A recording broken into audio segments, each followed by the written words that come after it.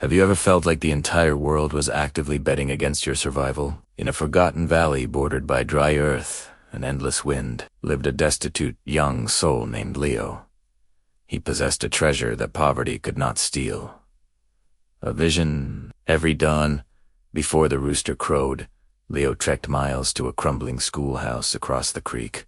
His ambition was to become an inventor. He yearned to construct engines that would uplift his community and change lives forever.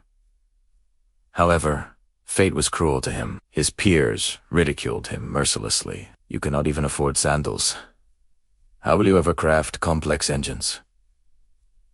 Leo remained mute. He would stare at his bare, calloused feet, then gazed at the horizon, whispering, "Someday, I will build something that proves limits are only illusions." Seasons turned. His father fell, gravely ill. Leo was forced to abandon his studies and labor in a grimy repair shop. The garage was scorching, deafening, and choked with soot. He mended rusted tractors for pennies. Yet, every night after his shift, he huddled under a flickering lantern with a sketchbook, drafting futuristic. Passersby would chuckle, remarking, "Look at the papa dreaming with rusted wrenches. Reality is not a fairy tale."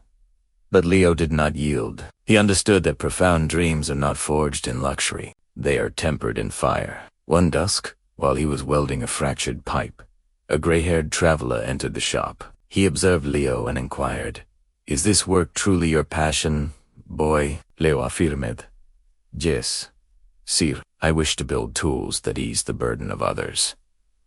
The traveler grinned gently and said, "Then never quit. Recall this. The sun always rises after the darkest hour." Those syllables planted a root in Leo's spirit. Months drifted by.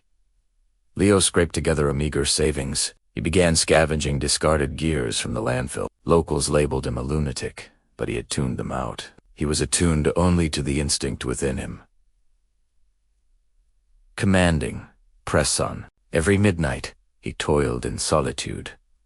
He stumbled often. Hot metal scorched his skin. Chains snapped, yet his gaze never dimmed. He trusted that each era was merely a lesson in disguise. One tempestuous night, when a gale knocked out power across the valley, a spark of genius struck. MC5, what if I assemble a device to harvest this wind for free energy? He dove back into work, utilizing a salvaged fan blade and a steel shaft. He labored 4 days without rest, napping on concrete, fasting to save time. At last, as the morning sun broke, Leo wired his contraption to a lonely light bulb. He cranked the rotor steadily. The filament buzzed, tenet blasted, illuminating the gloom. Leo's fingers shook as tears traced his grime-streaked face. He had succeeded. His makeshift turbine was functional. That night, he mounted the generator atop his roof. For the first time, his shack was radiant. His father could read. His mother beamed. Villagers swarmed, asking, "How is this possible?" Leo answered quietly, "I simply refuse to believe in the impossible." Shortly after, a regional paper ran a headline, "Local youth forges power from junk." Swiftly, a major corporation reached out. They sought his help to electrify remote regions. Leo transformed into the hero who brought the glow. In this existence, your starting point or your bank account is irrelevant. What actually counts is the intensity of your self-belief. The crowd might mock your vision. They might call you deluded. They will claim you are too fragile, too late, or too insignificant. But destiny is not written for those who surrender. It is written for those who endure. Maybe right now your road seems pitch black.